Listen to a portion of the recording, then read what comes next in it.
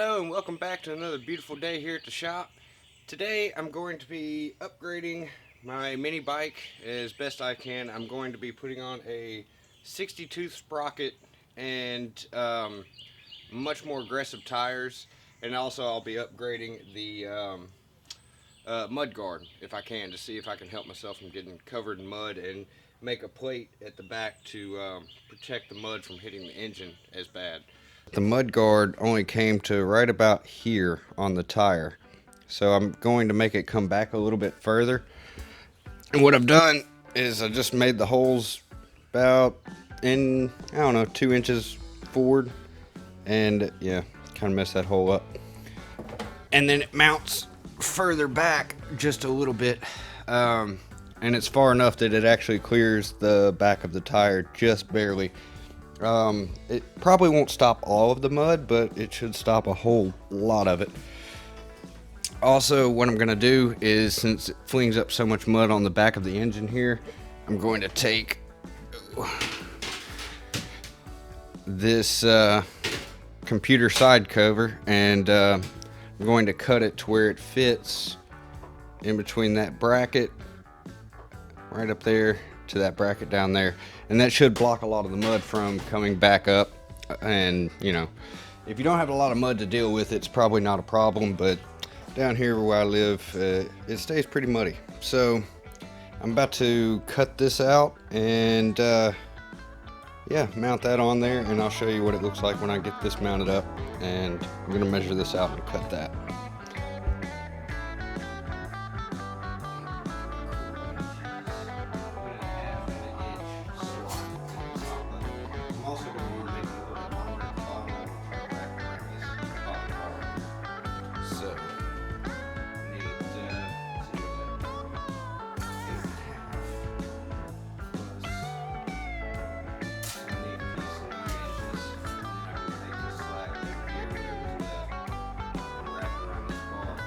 Also probably going to make it pretty wide.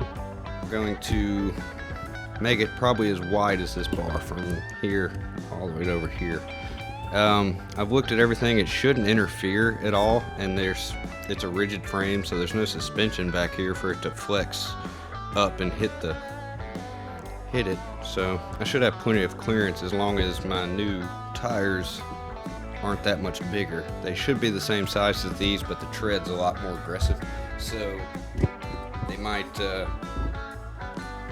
gonna be a little bit bigger regardless, but I don't think it'll be that much. Alright, so let me get this measured out on my piece of sheet metal and get that cut out. Let's just say 9 inches. And let's go 7 inches.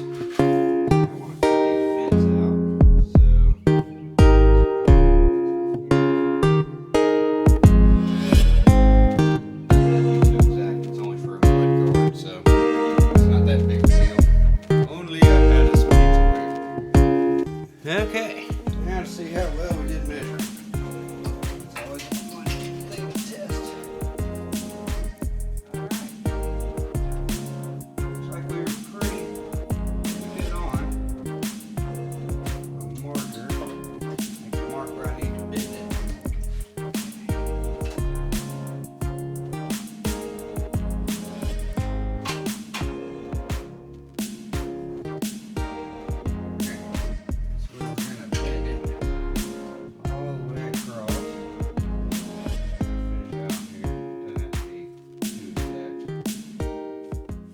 Now, to bend this, we're going to use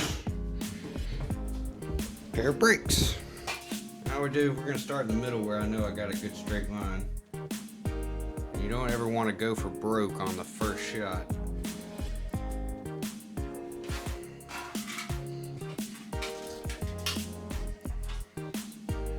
And there you go. And we don't want to overbend this.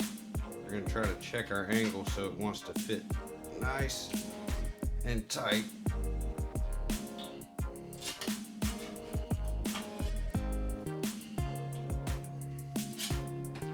Alright, let's see how that fits. And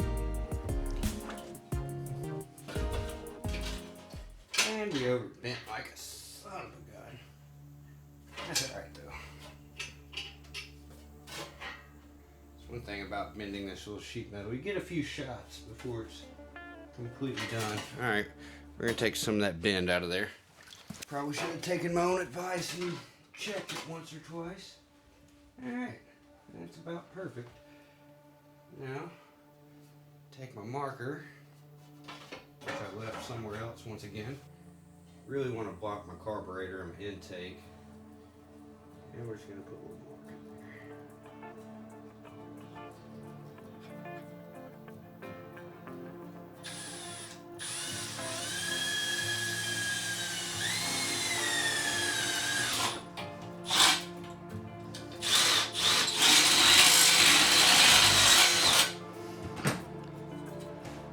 And there's our hole. Looks like that's going to work out perfect. Gotta figure out some way to secure it at the bottom. Don't think it'll need much. I may just drill a couple of holes and then put some zip ties around. I kind of want this to be able to be removed if I need it to.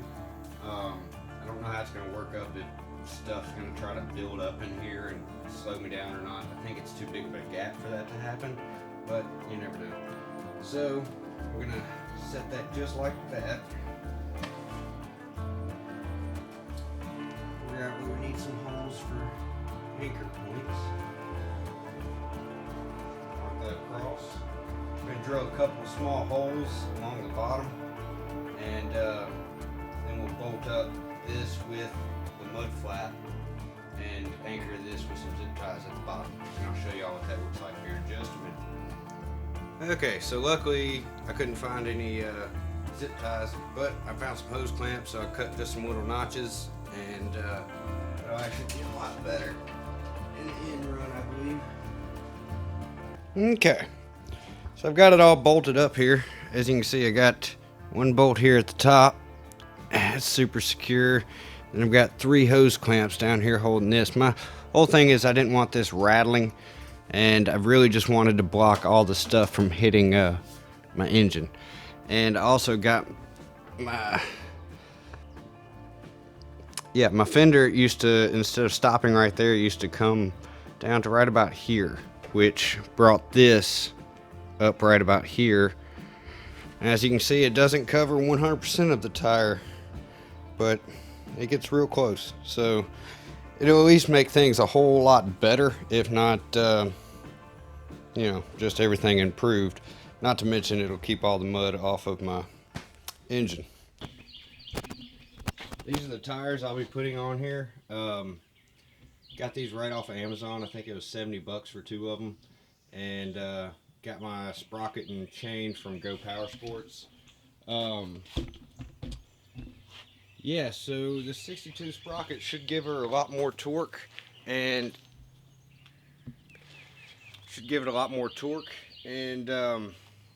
maybe make it a little bit slower, which is actually something I want.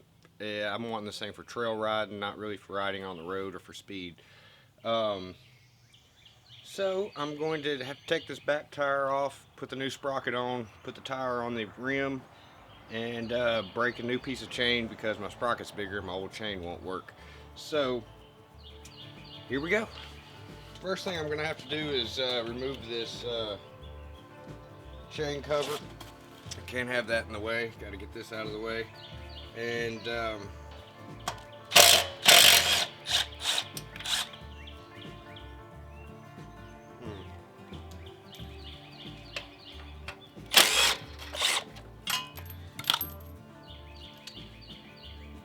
may have to find a new bolt for that. Now we got to remove our chain tensioners,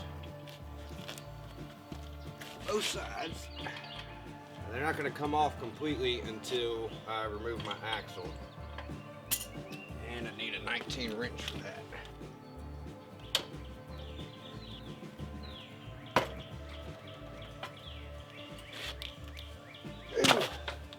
I put that on there tight enough. And stop. Start around the nut. Time to get a 19 ratchet.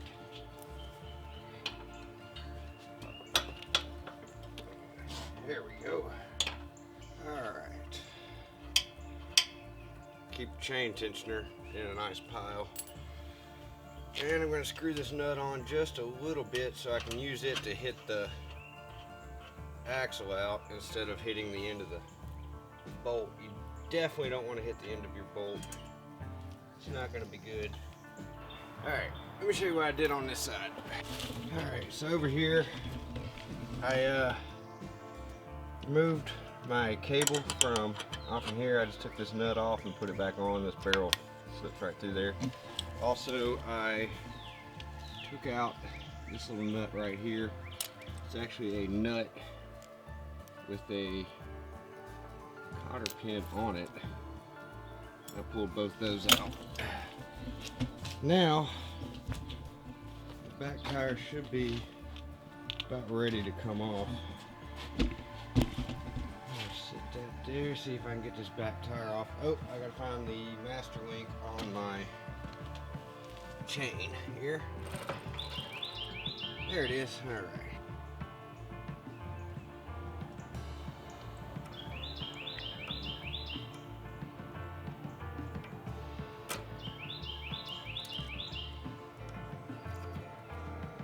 Master link comes off.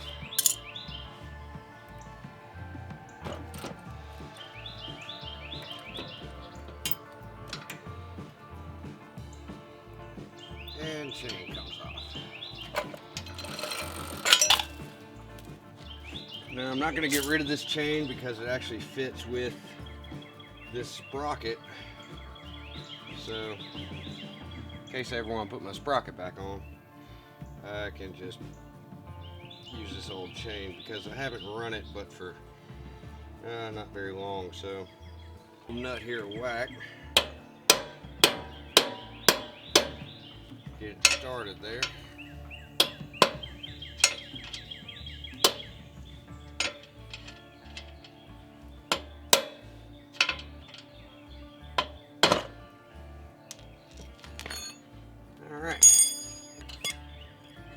Alright, make sure you hang on to your spacers and your washers and remember which direction they go in. Alright, and the back tire is off.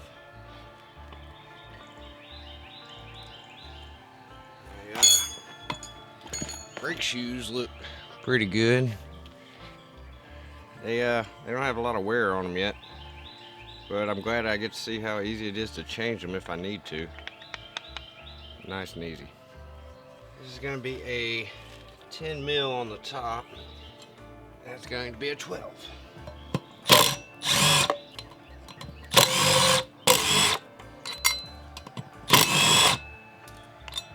Okay. That's all for the sprocket.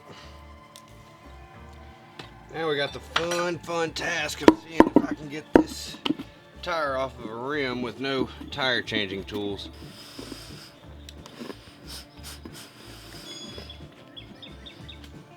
Okay, well, this is going to get a little bit undignified, I imagine, before this is all over with.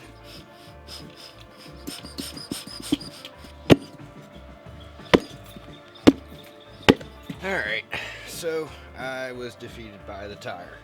I couldn't break this thing off the rim no matter what I could do. Just couldn't get it off the rim, so I ended up having to take it to a tire shop. It was 15 bucks just to get them to put the tire on.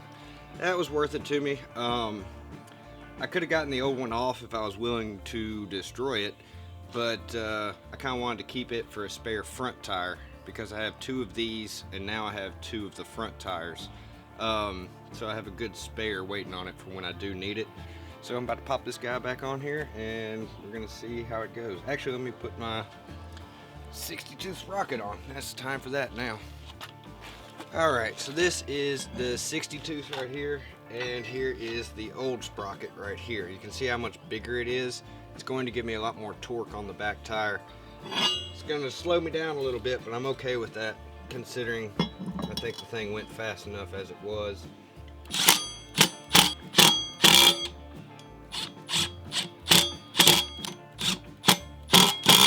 Alright, got our new sprocket installed. Now I've got to put this thing in here with my brake on. So I'm going to move you guys over here. That goes in like that. And then you have a spacer. Goes on the inside here. So let me see if I can get that to just kind of sit there for now.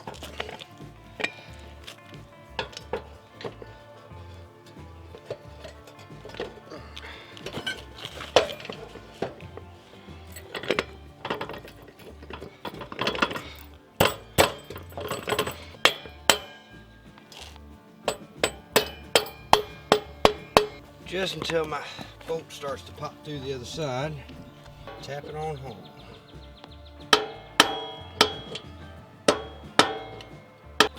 Make sure we put our chain tensioner on before we do anything.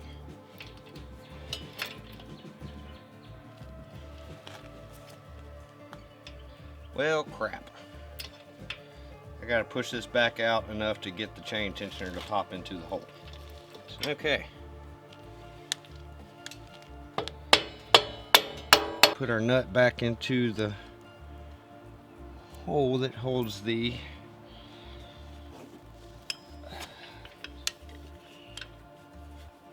caliper on.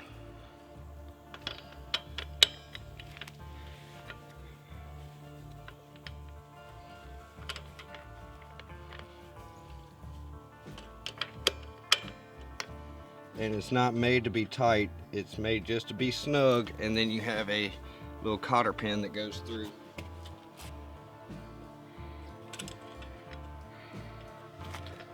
Now I want to make sure that my tire's all the way forward, so when I put my chain on, it'll be as short as I can make it and won't have any extra links in there. So let me get my chain and I'll figure out how that's going to go on now.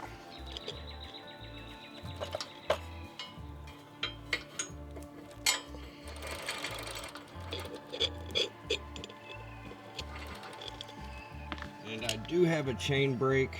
They are wonderful little tools if you actually ever have to do this.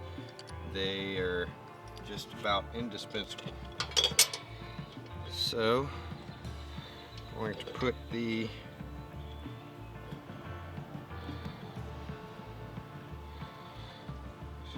link I want out of there. Get that on there real nice and tight. Then you just tighten her down and it'll break your chain right where you, whatever link it is you have it on. And there we go. There's the old pin out of the old chain, or out of the chain. We just loosen everything up. Loosen the nut up, and there goes the piece of chain. Okay, so when you're breaking a chain, something you want to make sure not to do is break it on the outside. You have to break to where a full link will still be left. So I am going to have to adjust it out some,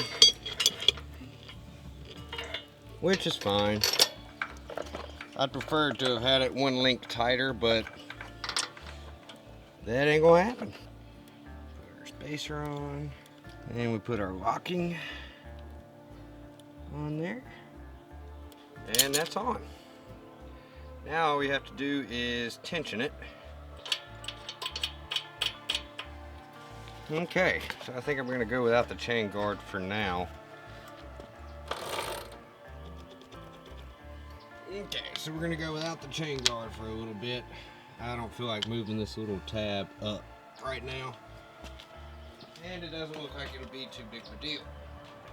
Let's give this thing a little go and see how she runs.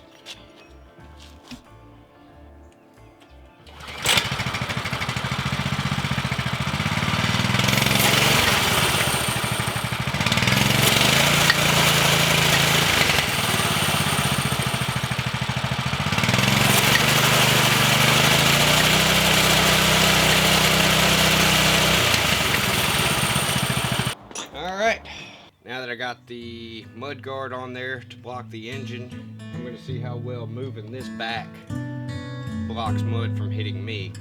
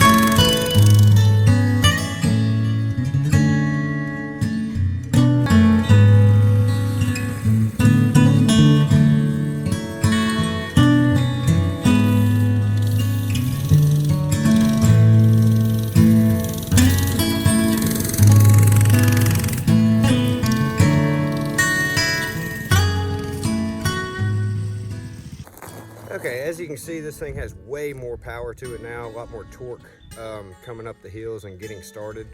I'm going to be trying the mud guard out once it gets wet and there's actually some mud for me to see if it's going to cover me in mud or not. I can tell you that this mud guard here on the blocking the engine is going to work very well, but whether or not sliding the fender back is really going to help. If the mud's going to come past the fender or if it's going to block everything, I'm not really sure yet, but as soon as it rains and gets muddy, I can try that out. So that should be on the next video or so. But until then, thank y'all so much for watching.